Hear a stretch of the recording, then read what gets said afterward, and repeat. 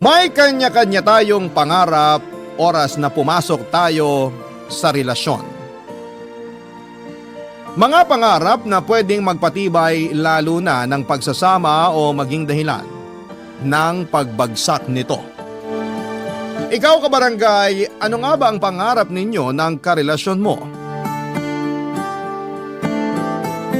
Dear Papa Dudut, magandang araw po sa inyong lahat. Ako nga pala si PJ, 31 years old. Gusto ko lamang pong i-share ang kwento ko na nangyari may 1 taon nang nakakalipas. Iikot ang kwento ko sa relasyon naming dalawa ni Wilbert. Kaedad ko lang din, halos 10 years na rin kaming magkarelasyon. Pareho naman kaming legal sa side ng pamilya namin, kaya nakadagdag yon sa kagustuhan naming maging forever na ang relasyon naming dalawa.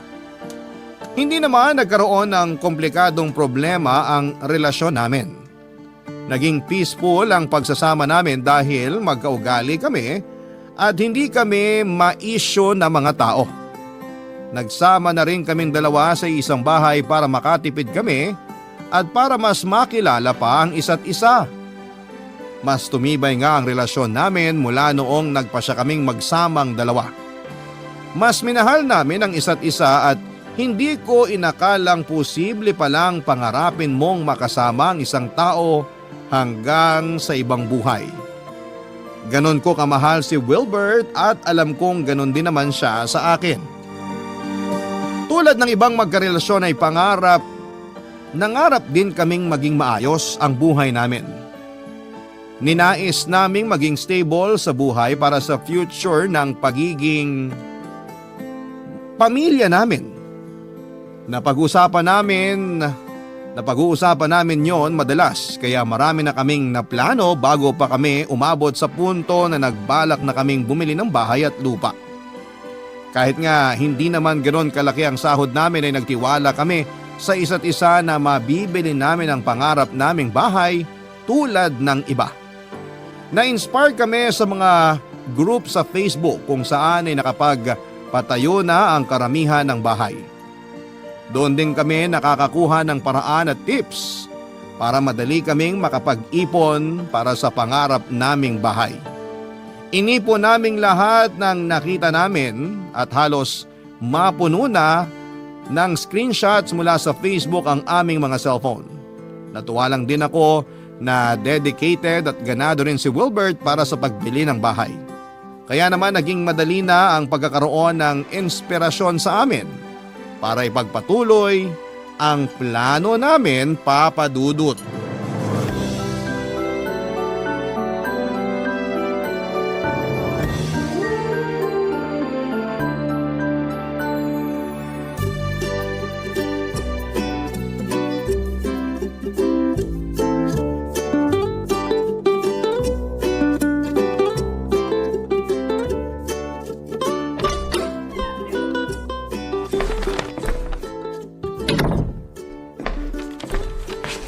Wilbert! Oh, bakit ngayon ka lang umuwi ha? Di ka man lang nag-update. Mamaya ka na magbunga nga. Pero pag ikaw kahit mahal na araw, pwede. Shhh! Mamaya na sabi eh. May binili ako. Gumastos ka na naman. Di ba usapan natin magtitipid na tayo para sa dream house natin? Kaya nga ako gumastos para sa dream house natin. Ha? Ay, hindi kasi muna hintayin yung sasabihin ko bago magbunga nga eh. Sorry, na-stress lang ako nung sinabi mong may binili ka. Bumili ako ng arinola. Ayaw mo na ba sa banyo natin? Ha? Bakit kailangan mong bumili ng arinola? Di naman yan kasama sa budget kasi pwede naman tayong umihi sa banyo, di ba? Hindi naman natin iihian yung arinola. Huwag mong sabihin balak mo diyang kumain. Hindi tayo mayaman. Pero sobra naman na kung sa arinola pa tayo hihigop ng sabaw. Lalagyan natin to ng ipon natin para sa dream house natin. Parang mas kampante ako maglagay ng pera sa alkansya o sa bangko. Kasi yung arinola, ihi ang iniipon dyan, di ba? Pakicorrect na lang ako kung mali. Ihi naman talaga. Akala ko hindi mo alam. Pero sabi ng matatanda, swerte kapag naglalagay ng pera sa arinola. Mas mabilis ang pag-iipon. Kung ano-anong pamahiin ang nalalaman mo, PJ. Ano sa susunod? Yung rice cooker dapat lagyan na ng medyas para bumango yung paa. Ito naman, ayaw kong seryosohin. Paano ko ba naman kasi seseryosohin yung sinasabi mo? Naturuan ako nung bata pa ako na iniihian ng arinola. Yun lang ang purpose niya sa buhay. Wala ba kayong pamahiin sa inyo tungkol sa arinola? Ganito ba ang sagot ko kung meron? Kasi nga sa probinsya namin, uso ang paglalagay ng pera sa arinola. Kaya nga sa mga sari-sari store pansinin mo, laging arinolang lalagyan. Lalo na kapag barya. Mas matunog, mas maingay ang swerte. Nakakita na ako ng mga tindahan na may pulang maliit na arinola na nilalagyan ng pera. Pero akala ko na-recycle lang nila dahil baka butas na. Kaya mas magandang i-repurpose na lang. Ew, mas kadiri naman yung iniisip mo. Inihian na yung arinola tapos i-repurpose para lagyan ng pera? Aba malay ko ba? Baka may pamahiin din na kapag pumanghi ang pera dahil sa arinola, mas dadami. Bagong bili tong arinola, no? Tsaka sakto pula para swerte. Parang sa mga Chinese. Baka naman pumanghi ang pera natin kapag nilagay at binabad dyan ha. Gusto ko mainis sa'yo pero panalo kasi ang sense of humor mo eh. Kaya nga patay na patay ka sa akin, di ba? Ang kapal mo. Kasing kapal mo tong takip ng arinola. Basta di yan mapanghi. Okay lang na ikumpara mo ako dyan. Oh, basta. Mag-iipon na tayo. At dito natin ilalagay lahat sa arinola na to. Malaki tong binili ko, hindi kagaya ng mga nasa store. Kasi malaki ang kailangan natin para makabili tayo ng bahay. Bakit ba ayaw mong idiretso na lang sa bangko yung ipon natin? Kasi nga raw swerte kung ipapadaan muna sa arinola. Tuwing mapupuno ng pera tong arinola, tsaka natin ibabangko. Ang proseso naman ng pamahiin mo? Kung di lang kita mahal. Kaya lang mahal mo ko, no? Kaya sa arinola tayo mag-iipon. Mahal kita. Mahal din kita kahit magpapaniwala ka sa arinola. Ipinagpatuloy namin ang usapan habang nagmemeryenda kami ng hopyang baboy at malamig na orange juice. Iyon kasi ang naging tradisyon namin tuwing pinagpaplanuhan namin ang future namin. Pakiramdam namin noon natutupad ang mga plano namin kapag sinasawsaw namin ang hopyang baboy sa nagyeyelong orange juice. Sinasabayan pa namin yon ng malakas na tawanan para marinig ng langit na kailangan naming matupad ang mga plano at mga pangarap namin. Kung hindi ba naman maingayan si Lord sa lakas ng tawa namin, ewan ko na lang talaga. Napag-usapan namin noon ng mga gusto naming bilhin sa bahay namin habang kaharap ang pulang arinola. Bala ko noon na konting gamit lang ang bilhin para makasunod sa pagiging minimalist. Dahil yon ang uso.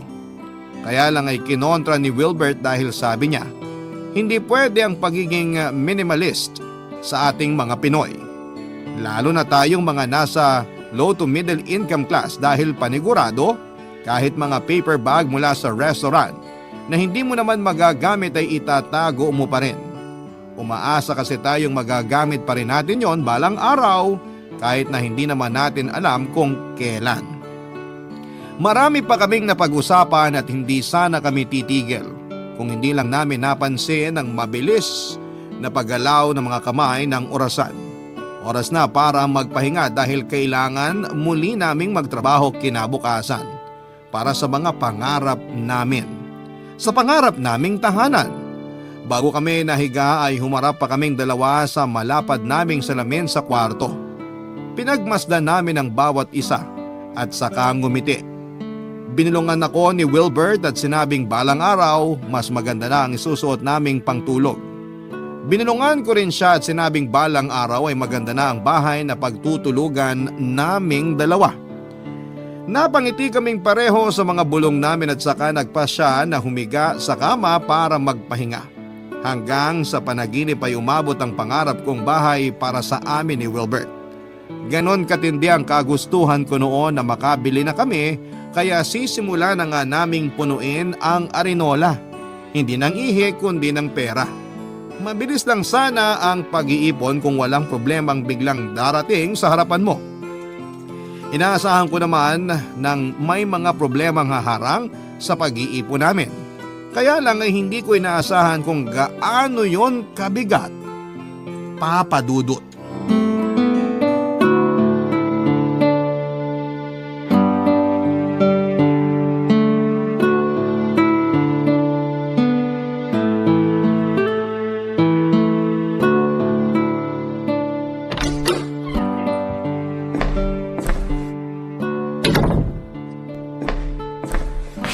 PJ, Oh, bakit ngayon ka lang? Di ka man lang nag-update. mamaya ka na magbunga nga. Pero kapag ikaw kahit mahal na araw, pwede. Seryoso ako. Ano bang nangyari? Kailangan ba natin ng hopyang baboy at orange juice sa usapang to? Ni tubig nga hindi ko mainom. Sabihin mo sa akin lahat. Napaskam ko yung pera ng opisina. Paanong… Hindi ko alam ang gagawin ko. Teka, paano ba nakalusot ang scam na yan sa'yo? Hindi ko rin alam. Ikaw pa naman may trust issues lagi sa mga binibili online man o hindi. Paano nangyaring na scam ka? Hindi ko talaga alam. Ang bilis lang ng pangyayari. Basta, ang bilis. Hindi ko inaasahan. Ipaliwanag mo kaya sa akin para maintindihan ko. May kinausap kasi akong supplier ng computer parts. Tapos namurahan ako dun sa offer niya. Hindi ko na pinag-isipan kung mapagkakatiwalaan ko ba kasi ang dami niyang sinend na proof na marami na siyang nabenta. Umuo ako agad. Nagmadali akong bilhin yun kasi kailangan na sa office eh. Saka gusto ko na magpa-impress kay boss. Magpa-impress? Kasi gusto ko ma-promote agad. Kapag nakakuha ako ng magandang deal sa computer parts na kailangan ko, sigurado na ang promotion sa akin. Ay, at anong nangyari? Napatalo ko. Hindi na ba nagawa ng paraan para maibalik yung na-scam? Hindi ko muna na-report kay boss kasi natakot na ako eh. Alam kong palpak na. Sinubukan ko namang ayusin ng ako lang. Tinawagan ko yung bangko pero wala na ring nagawa. After nyan, sinabi mo na sa boss mo. Hindi pa. Wilbert, sabihin mo na. Sasabihin ko lang sa kanya kapag may pangbabahid na ako. Malaking halaga ang kailangan ko. Saan ka nyan kukuha? Sa Arinola. Wilbert, PJ, intindihin mo naman ako. gusto kitang intindihin. Pero hindi magiging sapat yung nailagay natin sa Arenola para sa ipangbabahid mo sa boss mo. Uutang ako. At saka meron naman tayong ibang naitabi sa bangko, di ba? Di hamak na mas malaki kesa dun sa laman ng Arinola natin. Oo, pero… Ibabalik ko rin, pangako. Suportahan mo na lang muna ako. Kasi kung hindi ko maibabalik yung pera, matatanggal ako sa trabaho. Pag natanggal ako sa trabaho, paano yung hulog sa Arinola? Paano yung pangarap nating bahay? So babalik tayo sa simula. Sorry kung ganun ang mangyayari. Kukunin ko lang sa kwarto yung Arenola. Bumili ka ng hopyang baboy at magtitimpla ko ng orange juice. Pag-uusapan natin yung susunod na gagawin. Nakabili na ako ng hopyang baboy kanina pa. Nasa loob ng bag ko. Alam kong kakailanganin natin yun ngayon. Magtimpla ka ng orange juice. Kukunin ko lang yung Arenola. Mabigat ang loob kong kinuha ang pulang Arinola sa ilalim na parte ng cabinet namin. Niyakap ko pa yon bago balikan si Wilbert sa sala. Nakapagtimpla na siya ng malamig na orange juice at nailabas na rin sa kanyang bag ang hopyang baboy. Inalok na niya sa akin ang mga yon bago kami nagsimulang pag-usapan ang susunod na plano. Nawala ng tamis ang orange juice sa akin. Hindi ko na-enjoy ang hopyang baboy tulad ng dati. Napakabigat ng nangyari kay Wilbert na kinailangan naming umatras sa pangarap naming bahay. Nasaid ang ipon namin sa Arinola pati na rin ang nasa mga bangko namin. Naiyak na lamang ako noon pero wala na akong magawa pa kundi ang tulungan at suportahan siya. Naisip ko na makakapag-ipon pa rin naman ulit kami. Kaya lang ay sumiksik sa utak ko kung kailan namin mababawi yung nawala sa akin. Aaminin kong may hinanakit ako kay Wilbert dahil sa mga nangyari. Pero noong napansin kong nanlulumo na siya dahil sa lungkot na nakita niya sa mukha ko, pinilit kong patatagin ang sarili ko. Inisip kong isa lamang itong pagsubok para sa aming dalawa at paniguradong meron pang mas malaking biyaya ang maibabalik sa akin kapalit ng nawala. Yun na lamang ang pinanghawakan ko para kahit papaano ay tumamis na ang orange juice at sumarap ng muli ang hopyang kinakain ko. Nakatulong naman ang pagiging positibo namin noon. Ang huling plano namin bago maubos ang hopyang baboy at orange juice ay magtulungan pa rin kaming dalawa kahit na anong mangyari. Sa mga panahong 80% lang ang kayang ibigay ng partner ko, subukan mong punan ang 20% para mabuo ang 100% kailangan ninyo para makausad sa problema ninyo sa relasyon ninyo. Yon, Papa Dudut, ang naging dulo ng plano namin.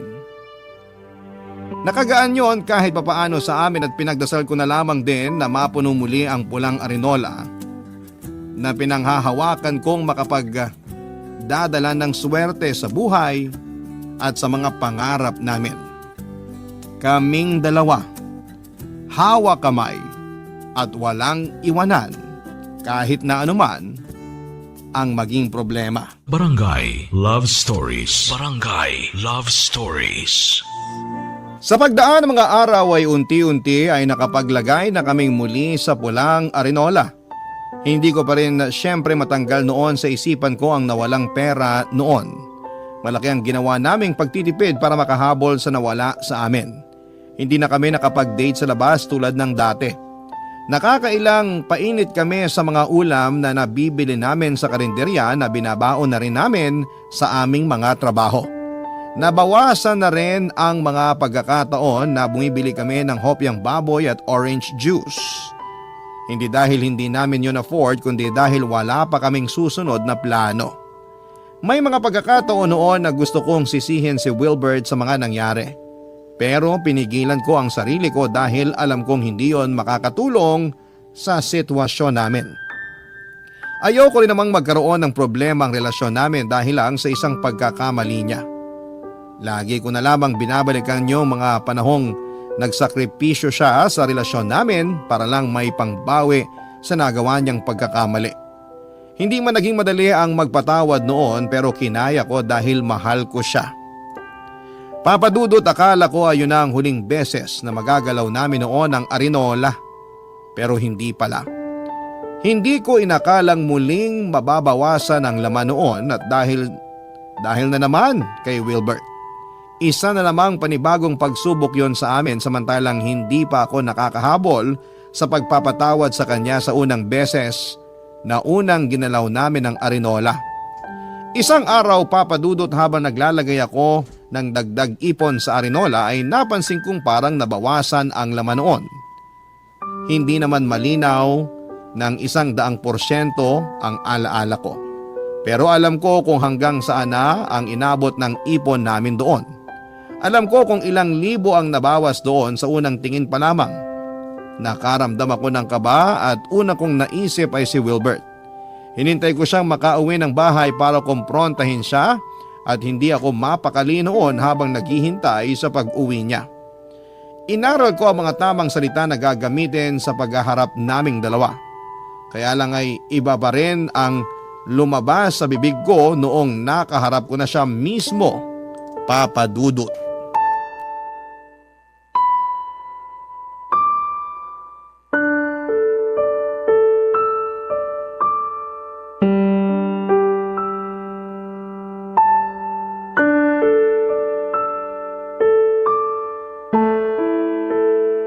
Usap tayo, Wilbert. Urgent ba yan? Pwedeng maligo muna? Nanlagkit ako sa traffic kanina eh. Mabilis lang to. Kung saglit lang naman pala yan, hayaan mo muna ako makaligo para tuloy-tuloy na tayo sa pag-uusap.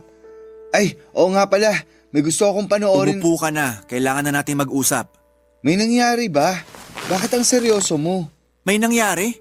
Ikaw nga dapat ang unang makakasagot niyan. Wag mo naman akong daanin sa mga ganyang tanong. Alam mong mahina ako sa ganyan. Diretsahin mo na lang ako. Anong nangyari sa arinola? Nasa ilalim ng cabinet. Hindi yan ang sagot na kailangan ko. Ano bang sagot ang gusto mo? Hindi nga malinaw ang tanong mo. Wilbert, alam mo kung anong pinupunto ko rito. Alam mo kung anong isasagot sa tanong ko. Sa hindi nga, anong gusto mong gawin ko? Saan mo dinala ang ibang pera sa arinola? Ha? Ngayong diretsahan ng tanong hindi ka bigla makasagot? Hindi ko alam. Wilbert! Kumuha ako ng konti. Ilang libo yung konti? 10,000. At kailan mo balak sabihin sa akin na kumuha ka ron nang walang paalam sa akin? Ibabalik ko rin naman. Hindi kaso kung ibabalik o hindi. Kumuha ka nang walang paalam. Pera ko rin naman yun. At pera ko rin yun! Hindi ko ginamit sa mali ang perang kinuha ko ron. Ginamit ko para sa pagpapa-ospital ni Bunso. Nakiusap si nanay sa akin para tumulong ako kasi walang-wala rin sila. At bakit hindi mo sinabi sa akin ang sitwasyon ng kapatid mo? Bakit ngayon ka lang ito nalaman? Ayaw na sana kitang abalahin. Kasi alam ko namang problemado ka pa mula dun sa kinuha ko last time. Ayun na nga eh. Alam mo namang problemado pa rin ako ron. Tapos dinagdagan mo pa uli ngayon. Emergency naman tong nangyari kaya ako ginalaw yung ipon natin. Buhay na ng kapatid ko ang nakasalalay dun. Mas importante yun kaysa sa pangarap mong bahay.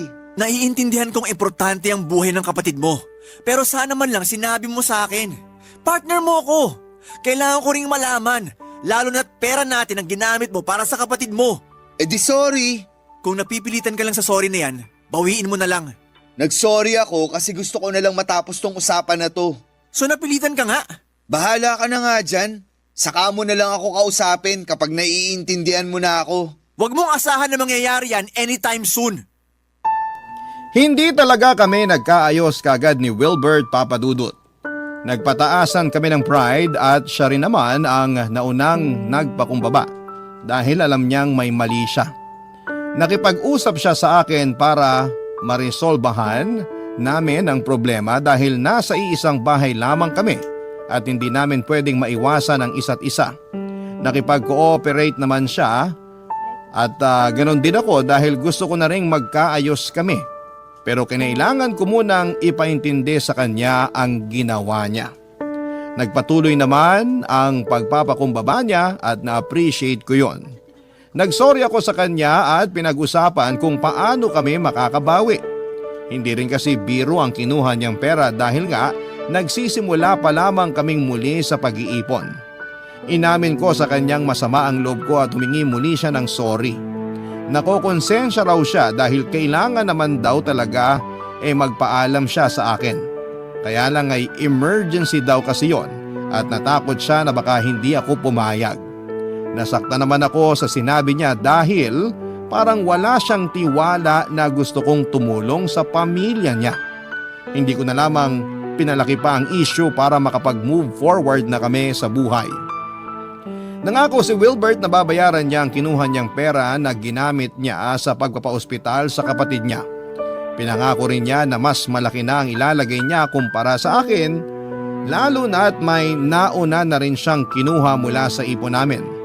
Nalungkot ako dahil malaki ang sinakripisyo ko sa araw-araw at nagtitiis akong hindi bumili ng mga gusto ko para lamang makapag-ipon kami. Pero napakadali para sa kanya na kunin ang perang sabay naming inipon. Kaya lang nangyari na at wala naman akong magagawa pa. Pagkatapos noon ay nawala na ako ng tiwala kay Wilbert pagdating sa pera namin sa Arinola. Lagi ko na yung binabantayan at madalas ay hindi na ako mapakali noon kapag nasa loob siya ng kwarto na mag-isa at kasama ang Arinola. Hindi ko naman yon sinabi sa kanya dahil masasaktan siya. Pero nahalata niya dahil minsan ay nahuli niya akong binibilang ang laman ng Arinola, Papadudut.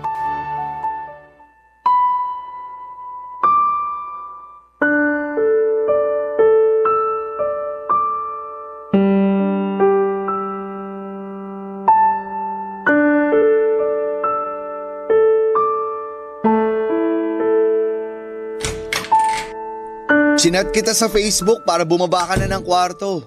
Kakain na tayo. Sorry. May ginagawa lang ako. Bakit nakalabas yung Arinola? May listahan ka pa dyan. Teka, binibilang mo ba yung laman? Hindi naman. Naghulog din kasi ako kahapon eh. Chinek ko ulit ngayon. Ang ganda ng pagkakacheck mo ha. Nakalista lahat kung ilan ang tigi 1,000, 500 at 100 piso. Kulang na lang pati serial number ng pera nakalista na rin. Binibilang ko lang naman. Ano bang masama? Bakit ba pakiramdam ko binibilang mo yan dahil di mo na ako pinagkakatiwalaan? Ano bang pinagsasabi mo riyan? Ramdam ko namang wala ka ng tiwala sa akin pagdating dyan sa Arinola Ikaw lang ang nag-iisip niyan. Talaga ba? Guni-guni ko lang ba yung pagbabantay mo sa akin lagi rito sa kwarto? Hindi mo ako magawang iwang mag-isa rito kasi natatakot ka na baka galawin ko yung laman ng Arinola, di ba?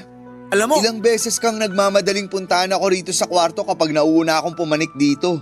Panay ang sulyap mo sa cabinet na akala mo laging kinakailangang bantayan niyang Arinola. siguro tama ka nga. Oo, ganyan nga. Mabuti at umamin ka rin. Masisisi mo ba kung gano'n na ako mag-isip ngayon? 2 beses ka nang kumuha sa Arinola. Tandaan mo yan! Pinaalam ko sa'yo yung una. At yung pangalawa? Mauuwi na naman ba to sa away?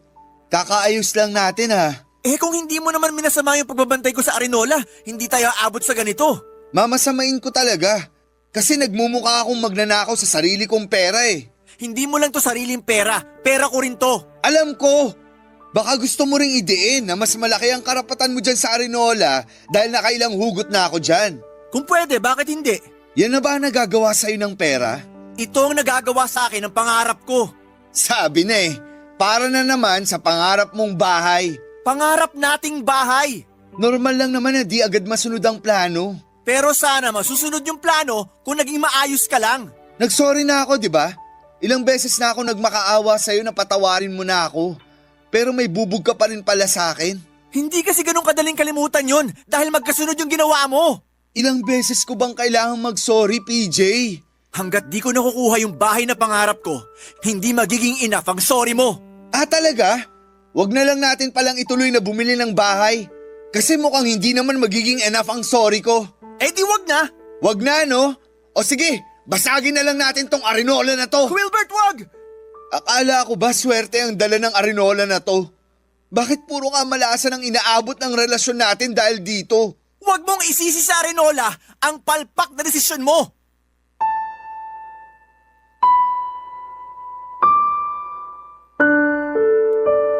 Papadudot lalong umaapaw ang galit ko nang tinuloy-tuloy ni Wilbert ang pagsira sa Arinola. May mga perang napunit dahil sa gigil niya. Naitulak pa niya ako nang pigilan ko siya sa ginagawa niya, Papadudot. Pagkatapos noon ay natauhan siya at nag-sorry sa akin. Kinabigla ko ang mga nangyari, Papadudot, yun ang unang beses na nakita ko siyang nagalit ng ganon. Alam kong na-trigger ko siya pero hindi ko naman inakalang magiging ganon ang reaksyon niya. Natahimik kaming pareho pagkatapos mag-sink in ang mga nangyari. Nagkatinginan lamang kami pero wala ni isa sa amin ang gustong maunang magsalita, Papadudot. Napaupo ako sa sahig at napasandal sa gilid ng kama. Habang si Wilbert naman ay panay ang iwas ng tingin sa kumalat na pera sa nasirang Arinola. Nagtatalo marahil ang isipan niya kung pupulutin niya ang mga yon at susubukang ayusin ang Arinola. Walang may alam na natili kami sa ganong sitwasyon ng halos 1 oras. Ako ang naunang tumayo para matapos na ang sitwasyon na yon at nagtungo ako sa cabinet, hindi para ibalik at itagong muli roon ang Arinola pero para kumuha ng damit at siniksik sa bag ko. Nakita yon ni Wilbert at mukhang nalaman na niya ang plano kong umalis. Nilapitan niya ako at niyakap. Sinabayan niya yon ng iyak at nadala ako doon. Nabitawan ko ang bag na hawak ko at napakapit sa kanya. Gumaan kahit papaano ang loob ko sa yakap at iyak na yon, kaya lang ay hindi mawala sa isipan ko ang mga nangyari bago yon. Hindi ko rin matanggal sa isipan ko kung ilang beses sinubok ni Wilbert ang tiwala at pasensya ko. Pinagdasal ko na sana yun na ang huling beses na magtatalo kami pagdating sa pera. Pinagdasal ko na sana hindi na muling magkaroon ng problemang pinansyal si Wilbert para hindi na muling matukso ang mga kamay niya para kumuhang muli sa Arinola, Papadudot. Barangay Love Stories. Barangay Love Stories. Matapos ang naging gulo sa pagitan namin ni Wilbert ay nagkaayos din naman kami. Nagkaroon muna ng konting ilangan bago kami nakabalik paunti-unti sa dati. Inayos namin ang nabasag na Arinola. Yun pa rin ang ginamit naming lagayan ng pera.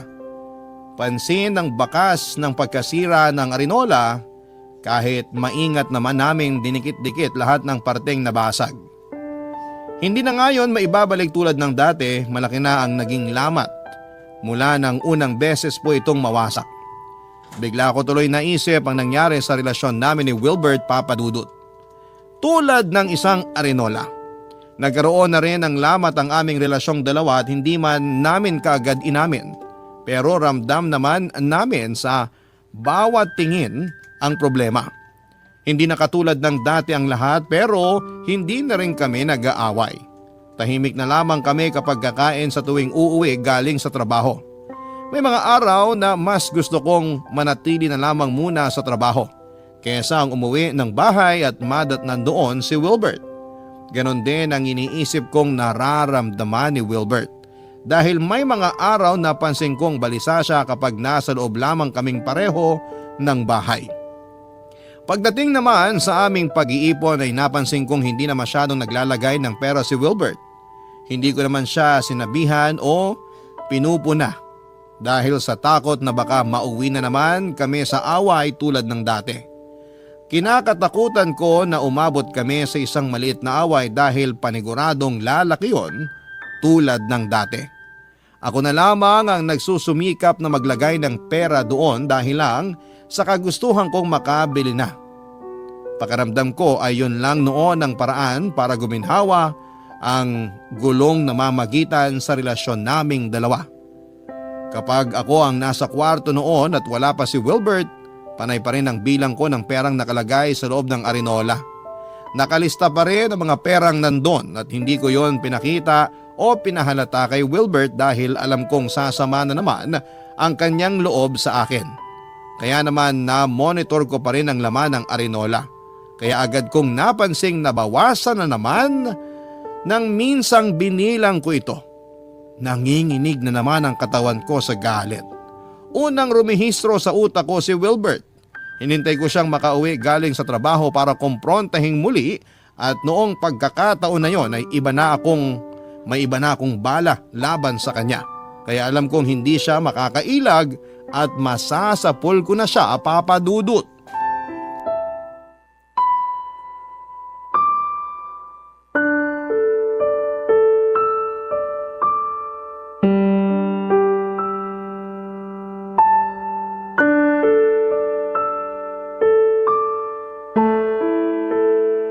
Amoy ala ka. Nagkayayaan lang kasama mga katrabaho. Kahit nakainom ka, kaya mo bang makipag-usap sa akin? Nakikipag-usap naman ako sa'yo ngayon. Maayos pa naman ako. Sa bagay, mas maganda makipag-usap sa lasing kasi paniguradong hindi raw magsisinungaling.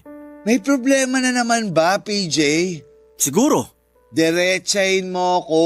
Alam mong ayoko ng ganyan. Okay. Bakit kumuha ka na naman ng pera sa Arinola? Nagbilang ka ulit nung wala ako? Di na talaga mapirmi ang trust issues mo, no? Sabihin mo nga sa akin kung paano mawawala ang trust issues ko. Ipinatunayan mo na naman sa akin na tama lang ang ginagawa kong pagdududa sa'yo. Papalitan ko rin. Kailan pa? Hindi ka pa nakakapagbayad sa una't pangalawa, tapos kumuha ka pa. Pag sinabi kong papalitan ko, papalitan ko. Konti na nga lang ang inihuhulog mo sa Arinola, pero grabe ka pa rin dumakot. Bakit di mo nalang inubos? Nahiya ka pa. Eh di mas lalo mo napansin. May nakakatawa talaga sa nangyayari, Wilbert. Ay, ayoko na kasing ma-stress. Ayaw mong ma-stress, pero ikaw itong may kagagawa ng stress mo. Kumuha ulit ako para sa maintenance ni nanay. Sinungaling! Hindi ako nagsisinungaling. Sabihin mo yan sa nanay mo na nakausap ko kanina lang. Pakialamera. Talagang pati nanay ko dinamay mo pa rito. At bakit hindi? Ikaw ang unang nandamay sa kanila dati, di ba? Bukas na lang tayo mag-usap. Paano mo nagawang magsinungaling tungkol sa kapatid mo? Ano? Hindi naman pala na ospital ang kapatid mo. Paano ka nakagawa ng ganun pagsisinungaling tungkol sa buhay ng isang tao? PJ! Yung totoo lang ang kailangan ko. Kung ayaw mong basagin kung Arinola na yon sa mukha mo. Gusto mong malaman lahat? Dalian mo! Yung pangalawang kuha ko sa Arinola, ginamit ko para ipangsugal. Para mabilis ako makabayad sa una kong atraso sa'yo. Sa ipon natin. Hindi kita minadali na magbayad. At talagang sa sugal ka pa kumapit? Yun lang ang paraan na alam kong mabilis. Ay. At dun sa unang beses na kumuha ako sa Arinola, Please, sabihin mong tungkol talaga yan sa na-scam sa'yo sa trabaho. na-scam naman talaga ako. At? Na-scam ako pero hindi sa trabaho. Na-scam ako ng isang babae. Ituloy mo! May naka-video call akong babae. Nakalandian. Habang tulog ka, may ginawa kami habang nagvi-video call. Hindi ko alam na na-record ng babaeng yun yung ginagawa ko at ginamit niya yun para i-blackmail ako. Malaking halaga yung kailangan niya at wala akong magawa.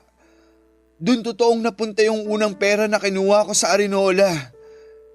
EJ, I'm sorry. Isang beses lang naman yun. Hindi ko na inulit.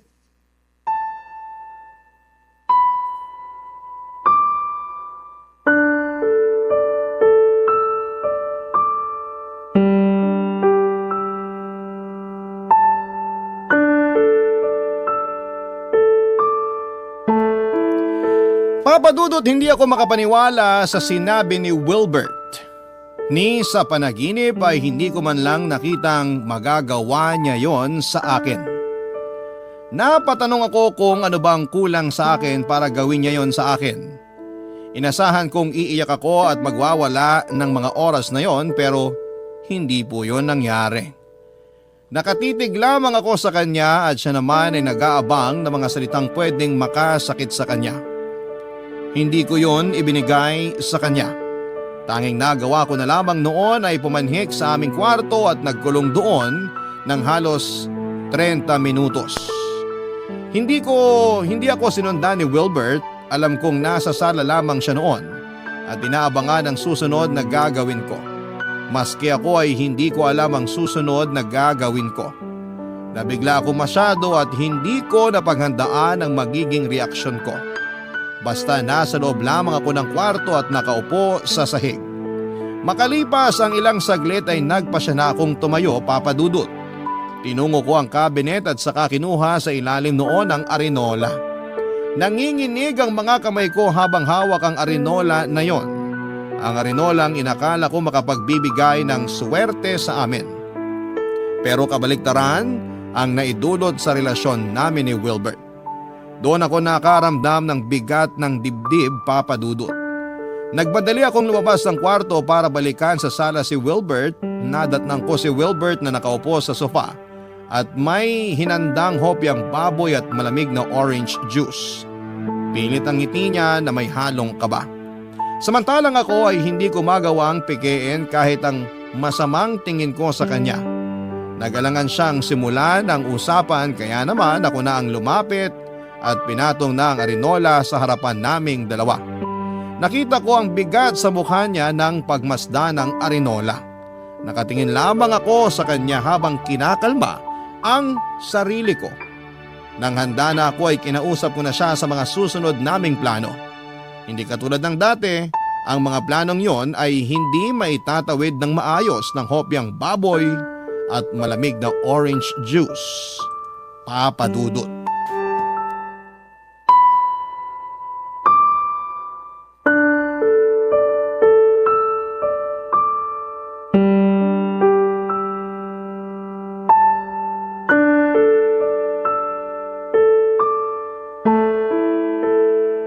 Kumain ka muna. Wala akong gana. Maaayos din natin to. Alam ko. Thank you.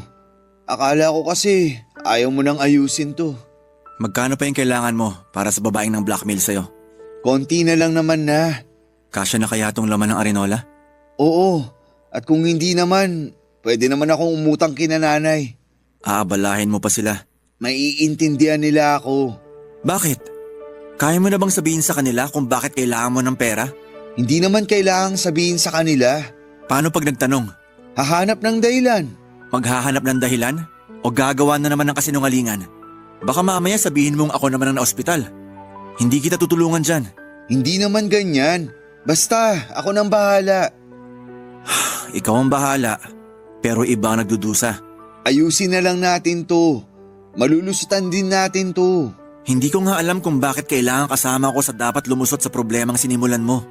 Alam ko galit ka pa sa akin at naiintindihan kita. Pero kailangan ko ng tulong mo. Yun naman lagi ang ginagawa ko, di ba? Simulan na natin kung paano to ayusin. Kung ano man yung kulang, huwag ka nang mag-alala. Ako na ang didiskarte. Kung hindi kinananay, doon na lang sa mga katrabaho ko. Mapapahiraman nila ako. Okay? Huwag kang mag-alala. Hindi na ako uutang sa'yo. Huli na tong paggalaw ko sa ipon natin. Dapat naman. Makakabawi rin ako sa'yo. Maghahanap ako ng isa pang trabaho para mapabilis yung pagbayad ko ng utang sa'yo. Saka para makahabol na tayo sa ipon para sa dream house natin. Aha. Excited na ako makalipat tayo sa dream house natin.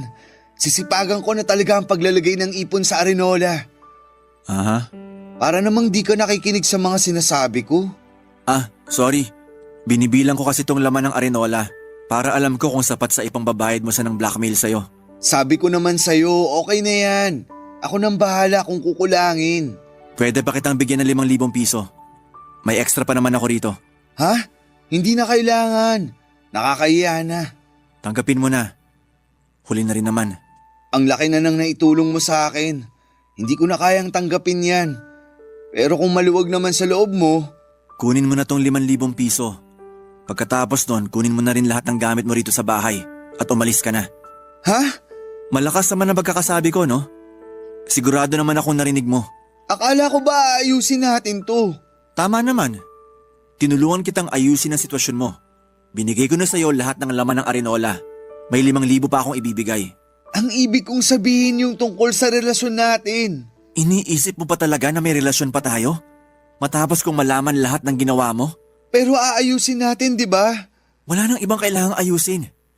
Gusto ko na lang umalis ka na rito sa bahay para makapagsimula na ako sa buhay ko. Paano yung dream house natin? Hindi ka naman talaga kasama sa pangarap na yon. Ako lang ang totoong nangarap sa bahay na yon.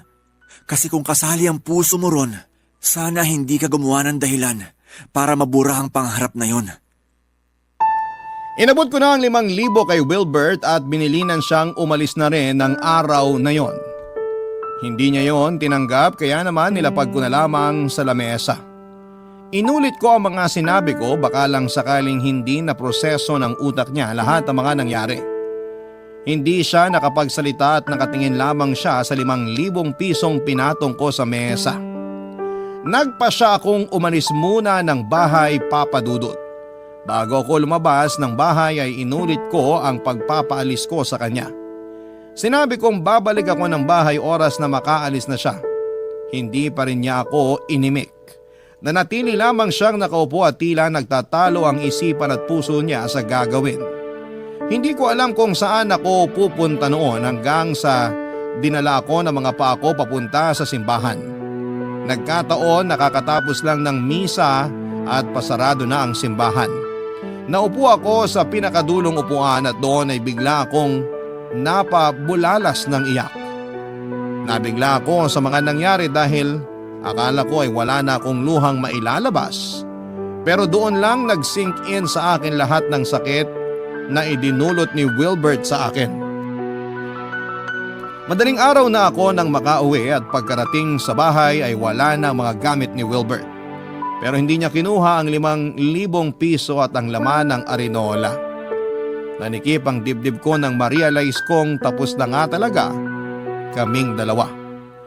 Sinimulan kong muli ang pag-iipon para sa dream house ko kahit na wala na akong katuwang. Bumili ako ng panibagong Arenola kung saan ko nilagay ang ipon ko. Inabala ko ang sarili ko sa pagtatrabaho at nagsimula na rin akong magnegosyo ng pet supplies. Mabilis lang napuno ang Arenola. Sa tuwing napupuno yon ay diretso na kaagad sa bangko. Mabilis lang na lumipas sa mga araw at nakaipon na ako ng sapat na pera para may pang down payment sa bahay na napili kong bilhin. Napaiyak na nga lang ako sa mga nangyari, hindi dahil sa lungkot o sakit, kundi dahil sa saya. Saya na akala ko ay tapos na ang pangarap kong magkaroon ng bahay dahil nawala si Wilbert. Pero hindi pala. Nag-iba lang ang direksyon at oras pero natupad pa rin ang pangarap ko. Nawalan lamang ako ng katuwang sa pangarap na yon pero inabot pa rin sa akin ni Lord ang lahat dahil siguro yun naman ang pinakamagandang plano. Papadudot may mga taong makakasama mo sa pagbuo ng pangarap. Pero hindi pa rin natin masisiguro kung makakasama natin sila sa dulo para mabigyan ng katuparan yon.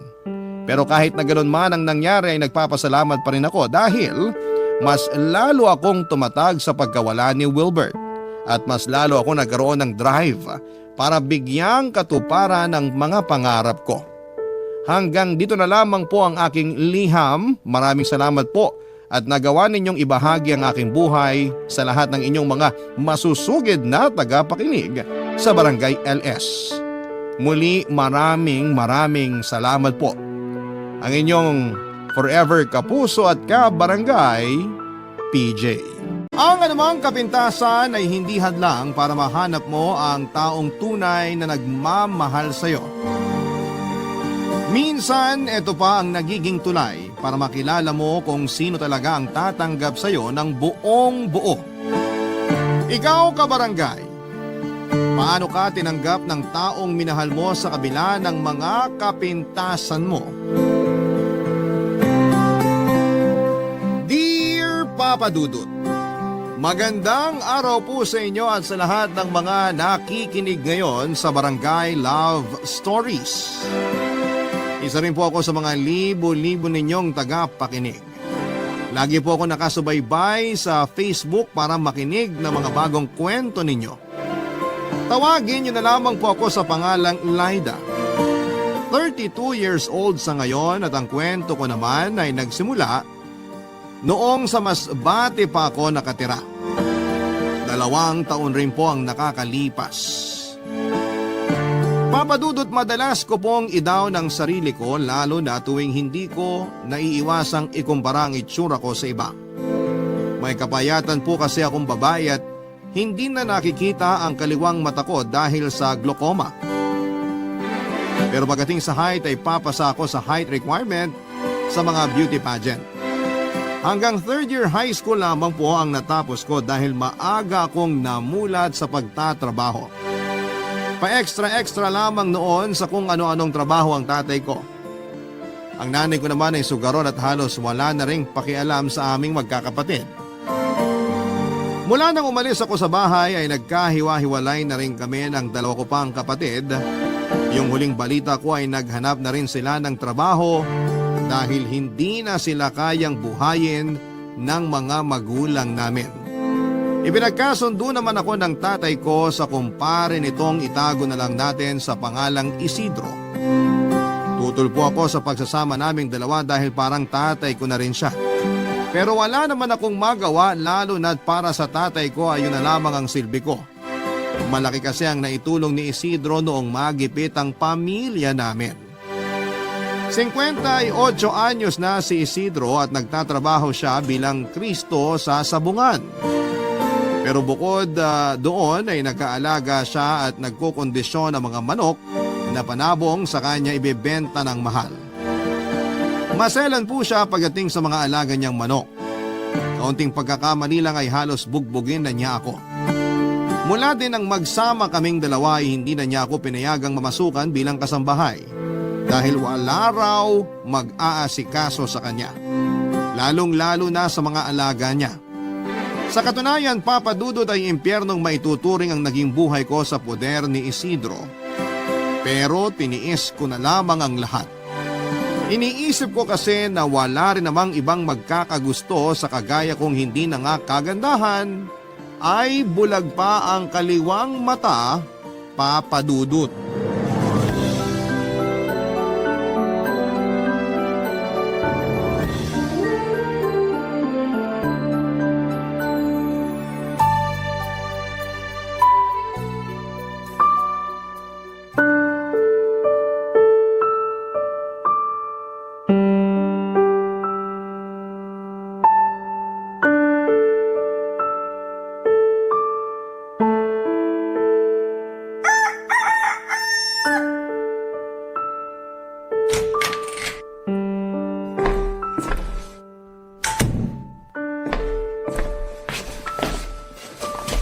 Oh, gising ka na pala.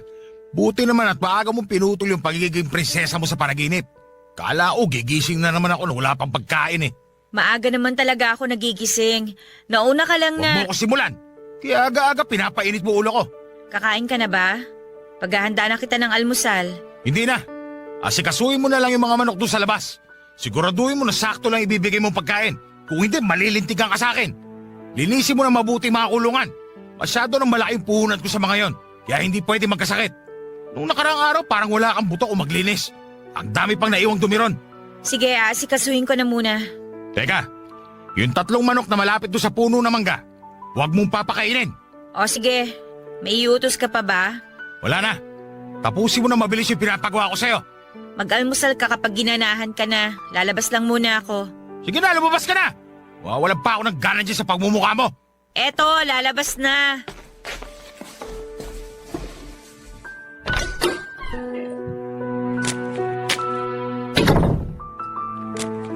Makapagsalita para namang napakagwapo niya.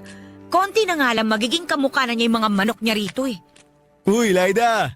Rene, ikaw pala. Napadaan ka. Sus, tinatanong pa ba yan? Inagahan ko nga pagdaan ko rito para umaliwalas naman yung araw mo. Ang aga mo nga eh. Humihilik pa sa higaan yung mga sisingilin mo ah. Baka mamaya masigawan ka pa pag bigla ka na lang nangatok. Sinadya ko talaga to para wala silang taka sa akin. Yung tipong pagmulat pa lang ng mga mata nila, may pogi nang naniningil. Loko ka talaga. Pinatatawa lang kita. Ganda ng sikat ng araw tapos ang dilim-dilim niyang mukha mo. Paano hindi didilim eh puro utos kagad yung mahal na hari? Hindi pa nga ako nakakapag-almusal pero mga manok na kagad niya yung inaatupag ko. Nako, sundin mo na lang muna kaysa naman masaktan ka pa. Kilala mo naman ugali ni Mang Isidro. Ay teka, may dala pala akong pandesal dito. Kung gusto mo, sa'yo na to. Oh, Ay hindi na. Hindi naman ako nagugutom. hindi ba talaga o nahihiya ka lang? Akala ko ba maniningil ka? Simulan mo na. Baka mamaya matakasan ka pa nung iba dyan. Sige na nga. O siya, alis muna ako. Bubulabugin ko muna yung mga may utang sa akin. Ingat ka. Sige. Ay, buti pa si Rene. Malaya niyang nagagawa yung gusto niya. Sana ako rin. Hoy, Laida! Ano pa tinutunga-tunga mo dyan? Yung mga manok hindi pa kumakain. Pakakainin ko na. May kinuha lang ako. May kinuha? O nakikipaglandian ka na naman doon kay Rene? Gagawin mo pa akong bingi. Kanino ko pa naririnig yung mga boses nyo? Ano ka ba naman, Isidro? Napadaan lang yung tao, tsaka kukunin ko lang naman yung walis. Hoy, nasan yung walis? Nabulag na rin ba pati yung kabilang mata mo kaya di mo makita? Saka anin mo yun eh, hindi ko naman sinabing magalis ka. Ang sabi ko kanina, pakainin mo yung mga manok. Boba ka talaga. Eto na nga oh, pakakainin ko na nga. Ayusin mo yung pagsagot mo. Baka gusto mong biglang makakita yung kaliwang mata mo pag inumpog kita. Pasensya na. Yan! Ganyan dapat. O yung bilin ko, wag na wag ka magwawalis. Magsasabong ako ngayon. Sa mukha mo pa nga lang, minalas na ako eh. Baka pati mga manok ko madamay pa. Papadudot, ganon ang madalas na nangyayari sa bahay tuwing umaga. Minsan kasi inaabot na ng umaga si Isidro sa bahay ng babae niya. Pero kahit puyat ay maaga pa rin siyang nagigising at lagi ring mainit ang ulo pagdating sa akin. Kahit siya ang may mali sa aming dalawa ay hindi na lamang ako noon lumalaban pa. Dinadaan ko na lamang sa paghingi ng pasensya para hindi ako masaktan. Mula kasi na magsama kami parang hindi buo ang araw niya kapag hindi niya ako napagbubuntungan ng init ng ulo at napagbubuhatan ng kamay. Lalo na kung ang nagawa kong pagkakamali ay may kinalaman sa mga alaga niyang manok. May pamahiin kasi siya na bawal magwalis kapag magsasabong siya. Malas daw kasi yon kaya kahit na hindi ako naniniwala doon, ay sumusunod na lamang ako kesa maggalit pa siya sa akin. Buti pa nga yung mga manok niya dahil alagang-alaga niyang mga yon. Hindi nalilipasan ng gutom at kumpleto pa sa mga vitamins. Samantalang ako kung hindi para racket ay hindi magkakaroon ng sariling pera na pambili ko ng mga personal na gamit at gamot tuwing nagkakasakit ako. Naisip ko nga na kung si Rene siguro ang nakatuluyan ko ay hindi magiging ganon kamiserable ang buhay ko, papadudot. High school sweetheart ko kasi si Rene, hindi rin nawala yung pagmamahal ko sa kanya. Kaya kahit nagsasama na kami ni Isidro ay sinasamantala ko yung konting oras na nagkakausap kami. Naghiwalay kami noon dahil sa tatay ko na tutol sa relasyon naming dalawa. Isa si Rene sa mga nagpapautang sa lugar namin at nagpapahulugan ng mga gamit sa bahay tapos araw-araw namang nangongolekta ng bayan. Namana niya yung ganong negosyo sa tsuhin niyang kumupkop sa kanya. Naiwan naman sa Catanduanes sa mga magulang niya at nagpapadala na lamang siya ng pera. Nang makapag-asawa ang tiyuhin niya ay bumukod na sila ng asawa niya ng bahay kaya mag-isa na lamang si Rene. Ibinigay na rin kasi sa kanya ng tiyuhin niya yung bahay na yon. Dahil gusto ko rin kumita ng sariling pera ay sinasamantala ko ang pagkakataon para makapagtinda ng atsara na ako mismo ang gumagawa kapag wala si Isidro. Mahilig din kasi akong magtanim-tanim kaya napapakinabangan ko ang bunga ng mga papaya ko. Madalas ay wala si Isidro lalo na tuwing may sabong. Ginagamit ko naman ang perang naipon ko mula sa mga sukli pag pinapamalengke niya ako. Natuwa naman ako kasi marami na rin akong naging suki sa pagtitinda. Iniisip ko noon na kapag nakaipon ako ng malaking pera, ay magagawa ko ring lumayo kay Isidro Papadudut.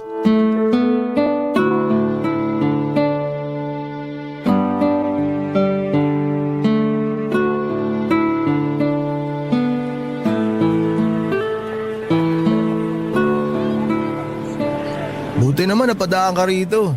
Bibili kasi ulit ako na atsara mo eh. Talaga? Uy, o nga pala, baka gusto mo rin ng chicharon. Nagdagdag kasi ako ng paninda para madagdagan yung kikitain ko. Nakakapagod din kaya maglibot dito sa barangay natin. Sige, bigyan mo ako ng 5 chicharon tapos 2 atsara.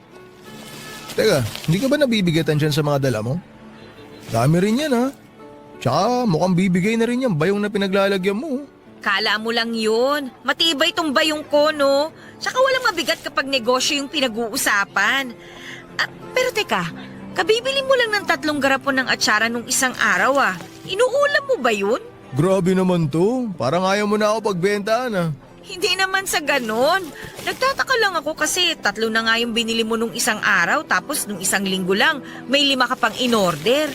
Huwag mo sabihing binibenta mo rin yan tapos sinutubuan mo ha. Uy, hindi no. Natitikim ko rin kasi sa mga kakilala ko yung atsara mo. Nagustuhan nila kaya binigyan ko silang lahat. Yung bibiliin ko sa'yo ngayon para sa akin na talaga. Oo na nga lang. Oh, ito. Ayos din tong packaging ng atsara mo, no? Buti hindi babasaging garapon yung ginamit mo. Pag kasi nabitawan mo yung bayong nadala mo, nako, wala ka ng pakikinabangan. Naisip ko na rin yan kaya plastic na garapon ang ginagamit ko. May nakukuhaan din kasi ako ng mure. Buti naman kung ganun. Nga pala, hanggang anong oras ka pa ba magtitinda? Tindi ng init oh. Oo nga mainit ngayon.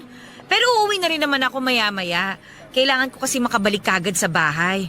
Mahirap na. Ay, susubukan ko lang na ibenta pa tong mga chicharon. Kapag may natira, di ihahabilin ko na muna sa bahay ng kaibigan ko para hindi makita ni Isidro.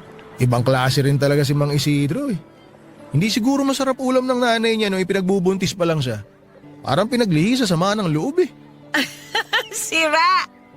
Pero ewan ko ba? Parang nasa lahi na nila yung ganun. Kita mo naman yung mga kapitbahay namin na kamag-anak niya, di ba? Walang pakialam kahit binubugbog na ako sa harapan nila. Tama nga lang daw sa akin yun eh. Ay, hindi ko rin naman maintindihan kung bakit nagtitiis ka pa sa kanya. Kung tutuusin, pwede mo na siyang layasan kahit anong oras mo gusto. Hindi naman kayo kasal. Hindi pwede. Malalagot ako sa tatay ko, no? Alam mo naman na sanggang dikit sila ni Isidro. Ano namang laban ko sa kanilang dalawa, di ba? Kung yung utang na loob ng tatay mo yung inaalala mo, bayad na yun sa tagal mo na sa poder ni Mang Isidro. Kaya huwag ka na magpapadala sa mga panunumbat ng matandang hukluban na yon. Matandang hukluban talaga, ha? O huwag mo sabihin ipagtatanggol mo yung amoy lupa na yun sa panlalait ko. Hoy, bakit ko naman ipagtatanggol yon? Sus, kahit nga kulamin mo pa siya, hindi kita pipigilan, ano? Sa totoo lang, napakaswerte niya. Kasi magandang lalaki lang ako pero di ako mangkukulam. Alam mo, puro ka talaga kalokohan. Ay, siya nga pala, pwede bang makiinom naman? Kanina pa kasi ako nauuhaw eh. Sus, yun lang pala eh. Kahit nga makikain ka pa, okay na okay lang. Ipagluluto pa kita. Oy, hindi na no, nakakahiya. Tubig lang ang kailangan ko. Okay, sige. Pero alam mo, pwede mo rin naman akong kailanganin kung gusto mo. Joke lang. Tara, pasok ka na sa loob. Papadudot pagpasok ko sa bahay ni Rene ay hindi ko inaasahan noon yung makikita ko sa kusina niya. Nakita ko roon ang mahigit 10 garapon ng atsara na mukhang naipon na sa kakabili niya sa akin. Nalungkot ako dahil iniisip ko na kinakaawaan niya lamang ako kaya siya bumibili ng mga paninda ko. At hindi totoo na nagustuhan niya at ng mga kakilala niya. Sinabi ni Rene na ginawa niya lamang yon dahil ayaw niyang mahirapan ako sa pagtitinda. Pero ang hindi ko inaasahan ay yung pag-amin niya na mahal pa rin niya ako, Papa Dudut. Hindi agad ako nakapagsalita at nang matauhan ako ay nilinaw ko sa kanya na kailangan na naming kalimutan kung ano man ang nararamdaman namin para sa isa't isa. Gulo lamang kasi ang idudulot noon para sa amin. Tungkol naman sa mga binili niyang atsara ay hindi na ako naggalit pa sa kanya dahil alam ko naman na gusto niya lamang akong tulungan. Pero sinabi ko rin na hindi na yon dapat maulit pa. At kailangan ko na rin siyang iwasan para sa ikakatahimik ng buhay naming dalawa. Pero hindi ako tumigil sa pagtitinda pero iniwasan ko na noon ang mapadaan sa bahay ni Rene para wala nang dahilan na mag-usap pa kami. Sa katagalan, kahit na anong iwas ang gawin ko noon ay pilit pa rin talaga kaming pinaglalapit ng tadhana sa isa't isa. May pagkakataon kasi na inabutan ako ng ulam sa pagtitinda malapit sa bahay niya. Hindi na ako tumanggi nang alokin niya ako na sumilong muna. Dahil doon ay nagkaroon din kami ng pagkakataon para muling makapag-usap, Papa Dudut. Hindi namin binuksan ang usapan tungkol sa nararamdaman namin sa isa't isa pero nag-alok siya ng tulong sa akin. Para daw hindi na ako noon mahirapan sa pagtitinda ay siya na mismo ang mag-aalok ng ginagawa kong atsara sa mga taga roon sa amin.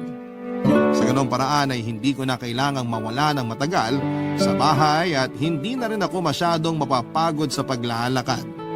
Sa madaling salita ay parang naging mag-partner kami ni Rene sa negosyo.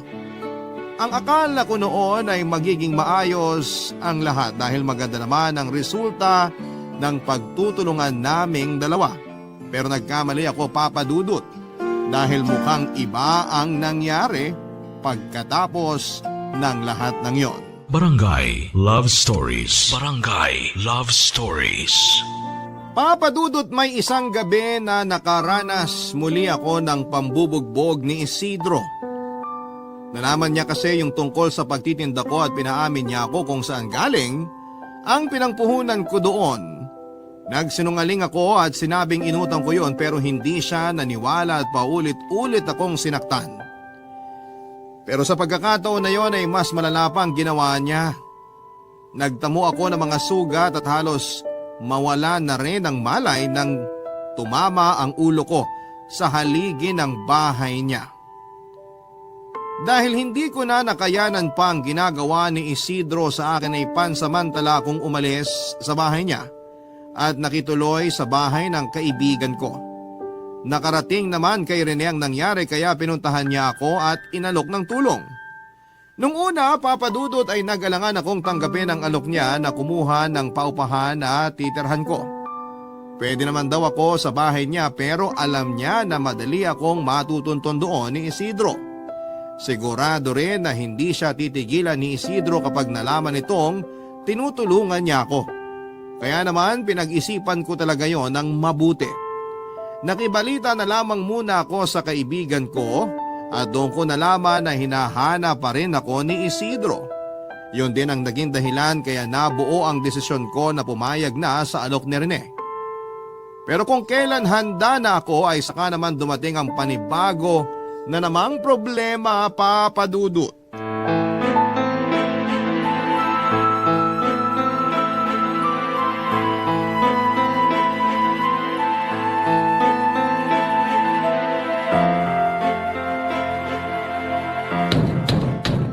Laida! Alam kong nandiyan ka sa loob! Si Isidro yun Lumabas ah. ka dyan! Paano niya nalaman na nandito Lalabas ako? ka ba dyan o gigibahin ko itong pinto? Huwag mo ako subukan, buwisit ka! Bahala na.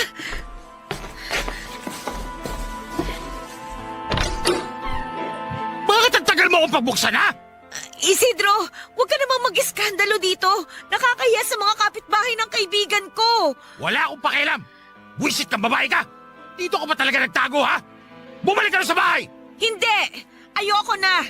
Hindi ako aalis dito at mas lalong hindi ako sasama sa'yo pabalik sa impyernong bahay na yon! Kapal na mukha mo magmatigas! Bakit? May pagmamalaki ka na ba?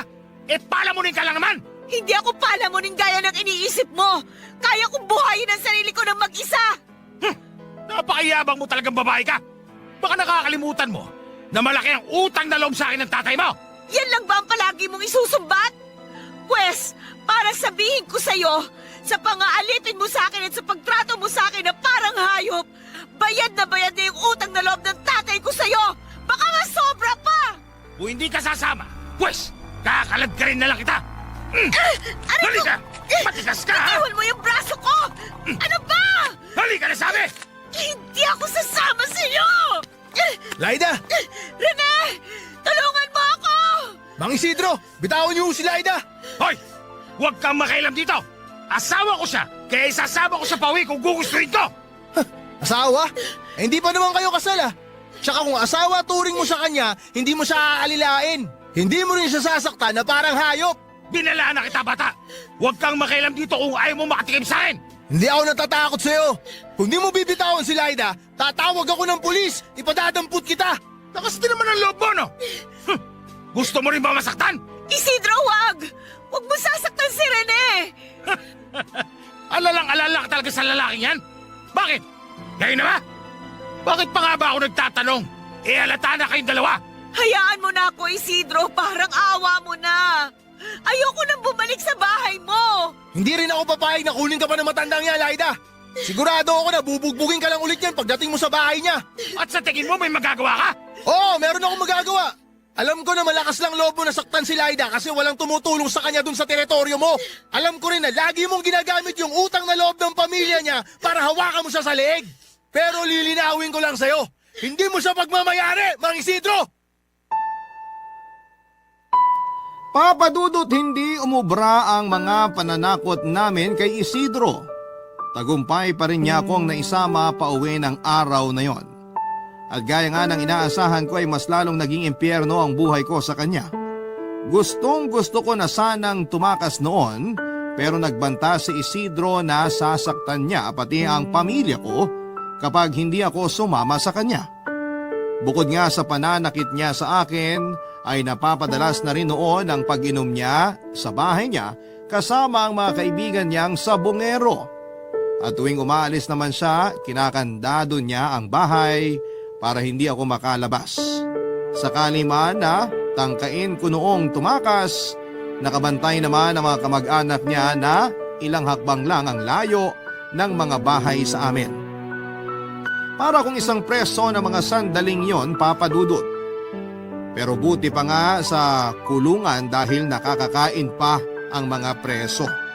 Samantalang ako ay pinagtsatsagaan ko na lamang ang mga tira-tira ni Isidro para mabawasan ang gutom ko kahit napapaano. May isang pagkakataon pa na muntik na akong pagsamantalahan ng kumpare niyang kainuman sa bahay. Lasing na lasing siya noon at wala nang alam sa nangyayari. Mabuti na lamang at nagawa ko pang depensahan ang sarili ko ng gabing yon. Pero kahit nakaligtas ako noon ay natakot na rin ako sa kaligtasan ko kung magtatagal pa ako sa bahay ni Isidro. At para matakasan ang kalupitan niya at ang tuluyang pagkasira ng buhay ko, gumawa na ako ng paraan na makahingi ng tulong kay Rene. Kahit natatakot ako na madamay siya sa problema ko, ay nagbabaka sakali pa rin ako, papadudot.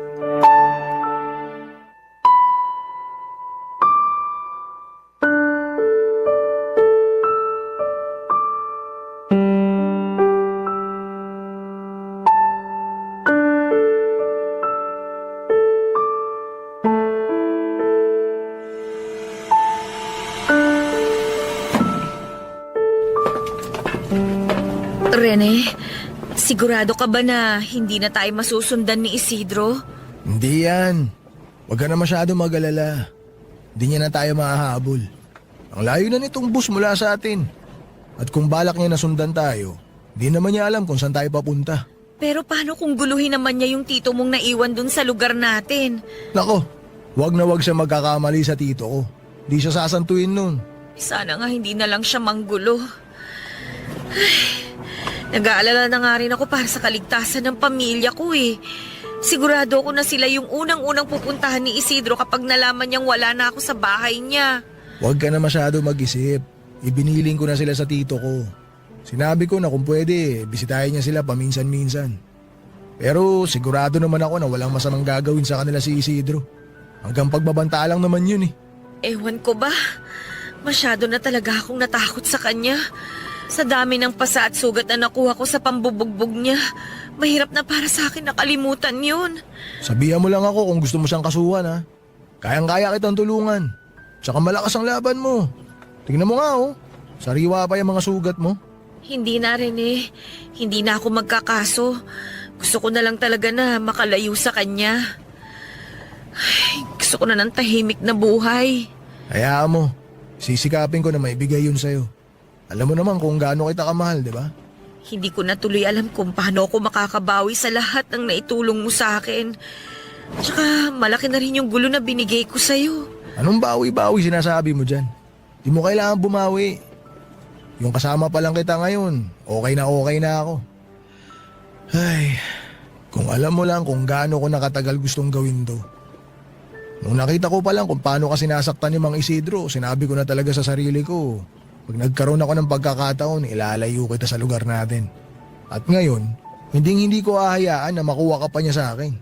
Kung ikaw siguro yung nakasama ko, marami na akong nagawa para sa sarili ko at sa pamilya ko. Para kasi akong preso na hawak ni Isidro sa leeg kaya wala akong kalayaan na gawin yung mga bagay na gusto kong gawin. Kinulong niya ako sa pagsisilbi sa kanya. Ikaw naman kasi, kung ipinaglaban mo lang sana yung sarili mo, di ka na mahihirapan pa. Masyado ka kasi nagpapakabayani dahil lang sa utang na loob ng tatay mo. Nagpapakatatag lang talaga ako noon kasi ayoko pang mamatay. Kaya ko pa sanang magtiis pero muntik na akong pagsamantalahan ng kainuman ni Isidro eh. Natakot na ako ng husto. Kahit kasi matagal na kaming nagsasama, pilit kong iniingatan yung sarili ko. Bale, ibig sabihin, hindi ka nagalaw ni Mang Isidro kahit isang beses? Oo, hindi ko hinayaang mangyari yon. Nagkaroon kasi kami ng kasunduan. Hinayaan ko siya na makipagsiping sa kung sino-sinong babae na gusto niya. Minsan nga, sinasama pa niya sa bahay niya at doon sila mismo gumagawa ng kababalagan sa kwarto niya. Pero wala namang kaso sa akin yun. Basta wag niya akong gagalawin. Kung ganun, mula nung magsama kayo, hindi kayo nagtabi matulog? Hindi. Nangako kasi ako sa sarili ko na ibibigay ko lang yung una't huling karanasan ko sa taong gusto kong makasama habang buhay. Swerte ko naman pala kung ganun. Papadudot ng tuluyan na kaming makalayo ni Rene ay sakalang ako nabunutan ng tinik sa dibdib. Para ako nakawala sa hawla na naging kulungan ko sa loob ng ilang taon dahil sa utang na loob na kailangan kong pagbayaran. Ibinigay ko na ang buong tiwala ko kay Rene Papadudot. Sumama ko sa kanya sa pag-uwi niya sa Catanduanes. Nandun kasi ang pamilya niya at ilang mga kamag-anak. At nang makarating kami roon, saka ko lang napagtanto kung gaano kasaya ang buhay na meron siya. Kasama ang pamilya niya. Doon ako tumuloy sa bahay ng mga magulang ni Rene at siya raw ang nagpagawa noon para sa mga magulang niya. Gustuhin man niyang bumukod kami ay masyado siyang na-miss ng pamilya niya kaya wala na kaming nagawa kundi pagbigyan ng mga ito. Naging masaya naman ang pagsasama namin. Tinuruan niya ako kung paano magsimula ng isang maliit na negosyo tulad ng ginagawa niya na nagpapahulugan ng mga alahas, appliances at kung ano-ano pa. Nang tumagal pa ay naisipan ko ring ituloy ang nasimulang kong pagnenegosyo noong nasa Masbate pa ako, ang paggawa ng atsara. Tutol sa sinimulang kong negosyo ang ibang kamag-anak ni Rene, hindi naman daw kasi sigurado kung kikita ako roon ng malaki. Hindi tulad ng pagpapahulugan ko ng mga alahas at appliances noong una. Pero hindi ako nakinig sa kanila at tinuloy ko yon kahit iilan pa lamang yung umu-order sa akin ng atsara, Papa Dudut. Ang naisip ko noon ay gusto ko ang ginagawa ko at gagawin ko yon dahil masaya ako. Barangay Love Stories. Barangay Love Stories. Papa Dudut, akala ko noon ay magpapatuloy na ang tahimik kong buhay. Pero muling nagulo yon nang hindi ko akalaing masusundan ako ng tatay ko. Sa pilitan daw nitong hiningi sa tiyuhin ni Rene ang address namin, kaya kami natunton.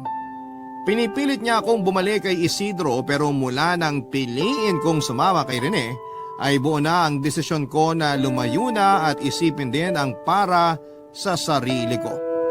Kaya kahit na anong pakiusap ng tatay ko ay nagmatigas ako at pinaglaban ang kalayaan na ipinagdamot nila noon sa akin. Pilit kong ipinaintindi sa kanya kung gaano katindi yung hirap na dinanas ko sa poder ng kumpare niya na akala niya ay maayos ang trato sa akin. Hindi ko alam kung totoo nga ba yung walang alam ang tatay ko sa mga nangyayari o nagbubulag-bulagan lamang siya noon dahil malapit sila ni Isidro sa isa't isa. Kinausap din ni Rene ng masinsina ng tatay ko at sinabihan niya kasi ako na ipagpaubaya ko na sa kanya ang bagay na yon. Lalo na't tiyuhin naman niya ang dahilan kung bakit kami natuntun doon. Hindi ko alam kung anong pinag-usapan nila o kung may napagkasunduan sila dahil matapos yon ay hindi na ako pinilit pa ng tatay ko na sumama para bumalik kay Isidro. Basta na lamang itong umalis at hindi na nag-abala pang magpaalam sa akin. Sinubukan ko namang tanungin si Rene tungkol doon pero mukhang ayaw niya talagang ipaalam yung pinag-usapan nila. Lagi kasi niyang iniiba ang usapan tuwing nagtatanong ako. Kaya naman mas lalo ko siyang hindi tinigilan sa pag-uusisa tungkol doon, Papa Dudut.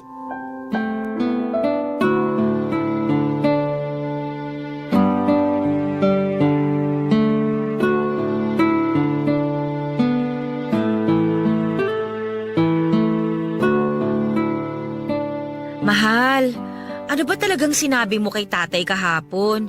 Bakit ganun mo na lang siya kabilis na papayag na hindi na ako isama pabalik sa Masbate? Kilala ko siya. Kung gaano katigas yung ulo niya, ganun din katigas ang puso niya. Hindi siya makikinig sa akin kahit na magmakaawa ako at lumuha pa ng dugo. Hayaan mo na yun. Sa amin na lang yun ang tatay mo, mahal. Basta ang mahalaga, okay ka na. Diba? O kumusta nga pala yung negosyo mo? Ay, ayun, matumal pa rin ang benta. Yung iba kasi hindi naman daw kumakain ng atsara. Hindi ko tuloy alam kung tama ba na sinimulan ko pa yun. Nagsisimula ka pa lang naman kasi, kaya normal lang yung ganyan. Papatok din yan pag tumagal-tagal. Lalo na kung marami nang nakatikim ng atsara mo. Hindi lang kasi talaga yun ang problema ko, mahal. Ay, hayaan na nga natin yun. Baka masyado lang talaga akong nagpapakasensitibo. Sa lalim ng buntong hininga mo po, pwede ba namang hayaan na lang natin yun? Tungkol kasi sa ibang kamag-anak mo. Bakit? May nasasabi ba silang di maganda sa'yo? Bali kasi, kinokontra nila yung pagninegosyo ko eh. Nauna raw kasi yung pinsan mo sa paggawa ng atsara. Nakigaya lang naman daw ako. Sus, hayaan mo sila. Ganyan talaga sa negosyo, hindi mawawala yung kompetensya. Sabihin mo, pasarapan na lang kayo ng atsara. Ayos ba? Ikaw talaga? Kala ko pa naman napakaseryoso mo kanina. Sa'yo lang naman ako seryoso eh. Alam mo ikaw, ang baduy ng mga banat mo. Bakit? Ipagpapalit mo na ba ako sa iba kung baduy ako? O sino bang may sabi? Swerte ko kaya sa'yo. Ikaw lang naman yung minalas sa akin eh. Oo, ayan ka na naman. Narinig ko kasi yung chismisa ng mga pinsan mo. Hindi ka man lang daw pumili ng maayos-ayos na babae. Nalaman ko rin na sinisiraan nila sa iba yung paninda ko. Sabi nila, hindi raw malinis yung pagkakagawa ko ng atsara. Kaya ayun, hindi na umulit yung mga bumibili sa akin. Tapos yung tiyahin mo naman, Narinig ko yung sinabi ng nanay mo nung isang araw. Kala niya siguro hindi pa ako nakakauwi, kaya kampanting nagkwento. Anong sabi niya? Sabi niya, bayarang babae daw siguro ako at nahawahan kita ng sakit. Tapos nagpagamot ka kaya matagal kang nawala. Ano? Sinabi niya yon? Di ko lang sa pinautang, nagkasakit na ako. Yung tsahin ko talaga na yun, oh. Pero seryoso, hindi ka ba nagsisisi na binalikan mo ko? Kasi may pagkakataon ka pa naman na makakilala ng mas maayos na babae. Maayos ka naman ah. At hindi ako magsisisi na binawi kita kay Mang Isidro. Salamat talaga ha. Salamat kasi hindi mo ako sinukuan kahit na madalas kitang ipagtabuyan noon. Wala yun. Tsaka wag mo na lang pakinggan yung mga kamag-anak namin na may itim ang budhi. Puro inggit lang naman sa katawan yung lumalabas sa bibig nila eh. Wala naman silang ambag sa buhay natin. Kaya yung mga ganong klase ng tao, di na dapat pinag-aaksaya ng oras. Pero kung harap-harapan ka nilang sasabihan, di kita pipigilan kung ipagtatanggol mo sarili mo. Kahit pa kamag-anak mo sila? Kung kamag-anak yung turing nila sa akin, hindi nila ako sisiraan ng ganon. At itatrato ka nila ng maayos. Kasi kung talaga nagmamalasakit sila sa akin, tatanungin nila ako kung ano nangyari. Di ba? Hindi yung mag-iimbento agad sila ng kwento. Dinamay ka pa. Ay, kahit saan talaga, hindi nawawala yung mga mapanirang tao. Tapos pag pinatulan naman, sila pa yung aastang biktima. Mahal, wag na natin sila pag-usapan. Hayaan mo na lang sila magkwento kay nanay, di naman sila paniniwalaan nun. Ay, nga pala mahal, may gusto sana ako itanong sa'yo eh. Ano yun? Paano kung alokin kita ng kasal? Tatanggapin mo ba? Ha? Ha? Hotdog? Nakakainis ka naman eh. Seryoso ka ba talaga o ano? Paano kasi? Ang ganda-ganda nung pagkakatanong ko tapos isasagot mo sa akin. Ha? Eh bakit hindi na ba pwedeng magulat? Alam mo naman pala biro ko eh, di ba? Pero itong sasabihin ko, hindi to biro. Laida, gusto na kitang pakasalan.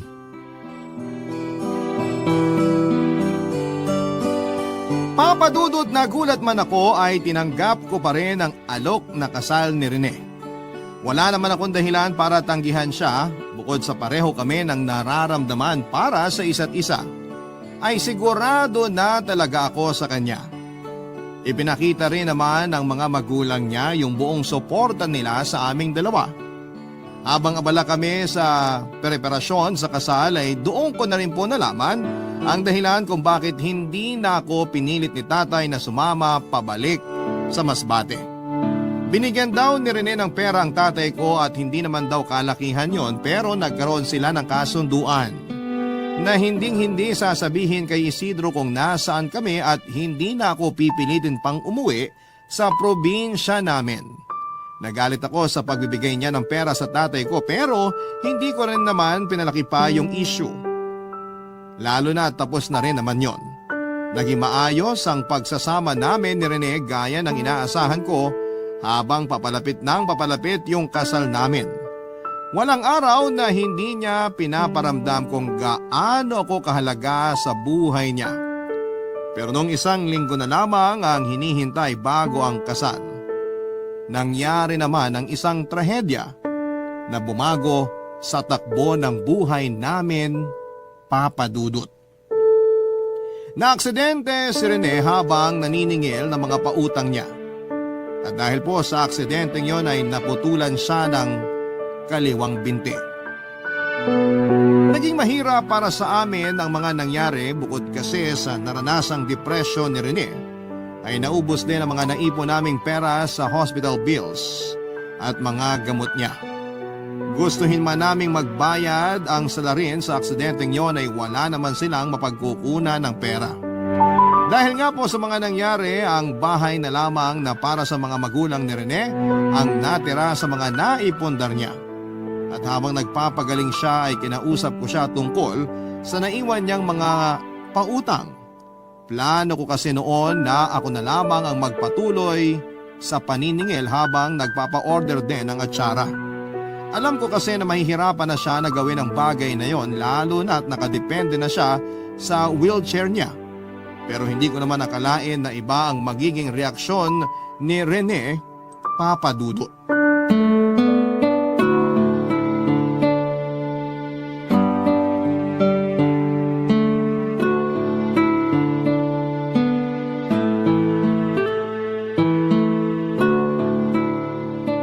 Ano ba yan niluluto mo?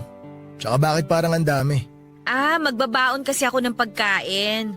Tapos dinamihan ko na rin para may ulam ka na mamayang tanghalian. May lakad ka pala? Saan naman punta mo? Pupuntahan ko yung mga nasa listahan ng pautang mo. Yun nga sana yung pagpapaalam ko sa'yo. Ay, di mo na kailangan gawin yun. Ako nang bahala dun. Arkilain ko na lang yung tricycle ng pinsan ko para may magamit ako. Mahal, wag na. Dagdag gastos lang yun pag umarkila ka pa. Nagtitipid nga tayo, di ba? Ako na lang ang maniningil. Pwede ko naman na... Ano ba tingin mo sa akin? Inutil? Kasi nakasakay ako dito sa wheelchair na to? Kaya ko pang maningil. Hindi naman sa ganon, mahal. Bakit ba ganyan ang iniisip mo? Ayoko lang naman na mahirapan ka. Ikaw na nga gumagawa ng lahat ng mabibigat na gawain dito sa bahay. Pati ba naman yung simpleng paniningil, ipapasa ko pa sa'yo? Hindi naman problema sa akin yun eh. Isasabay ko lang naman yun sa pagpapa-order ko ng atsara. Naiintindihan ko naman na gusto mo lang akong tulungan. Pero sana, hayaan mo pa rin ako na makatulong sa'yo kahit sa simpleng paraan lang. Kasi sa ginagawa mo ngayon, pinaparamdam mo sa akin na wala na akong silbi. Wala naman akong intensyong iparamdam yan sa'yo. Gusto ko lang naman na bumilis yung paggaling mo. Gusto kong patunayan na hindi lang ako nandito tuwing masaya tayo at pag maayos yung buhay natin. Sanay ako sa hirap, alam mo yan. Hindi mo kasi naiintindihan kung ano yung nararamdaman ko. Manhid ba yung tingin mo sa akin? Hindi mo ba naisip na ako yung kauna-unahang makakaunawa sa kalagayan mo ngayon? Kasi buong buhay ko, iniisip ko na wala na akong silbi. Dinagdagan pa ng kaliwang mata ko na bulag na. Kaya nga hinayaan ko na lang na alilain ako ni Isidro, di ba? Pero nang dahil sa'yo, nakita ko yung halaga ko. Ayoko lang naman mawalan ng silbi. Baka kasi pagdating ng araw, magsawa ka na rin sa akin. Tapos iwan mo na ako. Hindi ko kaya yun, Laida. Bakit ko namang gagawin yun? Magiging asawa na kita. Alam mo naman kung gaano kita kamahal, di ba? Kaya wag mo nang isipin yon. Hindi pa katapusan ng lahat para sa'yo. Isang paa mo lang yung nawala. May isang paa ka pa, di ba? Kayang-kaya mo pang tumayo. At saka nandito ako para umalalay sa'yo. Hindi mo na kailangan magkulong sa mga negatibong iniisip mo. Pero ayoko magtagal ng ganito. Kung mapapagod ka sa paghahanap buhay, dapat ako rin. Dapat pareho tayong mapagod. Kaya pasensya ka na. Naiinis lang talaga ako sa sarili ko eh. Wala man lang ako magawa para matulungan ka sa gastusin ngayon dito sa bahay. Hindi ako nahihirapan. Kasi masaya ako sa ginagawa ko. Tsaka, kilala mo naman ako. Sanay ako sa kahit na anong trabaho. Kulang na nga lang maging sabungero ko nun, di ba? Sana hindi dumating yung araw na mapagod ka sa akin, Laida. Hinding-hindi ako mapapagod sa'yo. Ang ako ko yan. Papa Dudut pumayag na rin noon si Rene na ako muna ang pumalit sa kanya. At sa kabila ng mga nangyari sa buhay namin ay natupad pa rin naman yung pangarap namin na ikasal sa simbahan. Hindi lang nasunod yung nauna naming plano pero naging masaya pa rin naman kahit simple lamang ang selebrasyon. Nang makarecover siya ay pinagpatuloy niya ang paghahanap buhay kahit isang paa na lamang ang nagagamit niya. Ipinagpatuloy ko rin ang pagtitinda ng atsara at para mas maraming makakilala sa produkto ko ay nagdadala ako noon ng sobra para ipa-free taste sa mga potensyal na customers ko. Nagsuggest din si Rene na magbenta na rin ako online. Ilang buwan lang mula noon ay dumami ng dumami ang mga orders sa akin. Kaya kumuha na rin ako ng mga taong makakatulong sa pagtitinda. Sinimulan ko na rin po, Papa Dudut, ang paggawa ng chicharon na dati ay nire-resell ko lamang. Sa ngayon, Papa Dudut, bukod po sa Papaya Farm ay may sarili na rin po akong gawaan ng chicharon. Medyo maliit pa lamang yon pero doon ako kumukuha ng supply para sa munti kong negosyo. Dahil sa pagtutulungan namin ay naging maganda ang buhay naming mag-asawa. May sarili na kaming bahay ngayon at hindi magtatagal ay makakapagpundar na rin ang sariling sasakyan. Dumating na rin yung pinakamalaking blessing sa buhay namin dahil 3 buwan na akong buntis. Kaunting hintay na lamang at makikita na namin ang first baby namin ni Rene. Hanggang dito na lamang po ang kwento ko, Papa Dudut. Sana po kahit papaano ay nakapagbigay ng inspirasyon ang kwento ko sa mga nakikinig sa inyo. Maraming salamat po sa inyo at sa lahat ng mga nasa likod ng Barangay Love Stories. Lagi pa rin po kaming sosuporta sa inyo at makikinig sa mga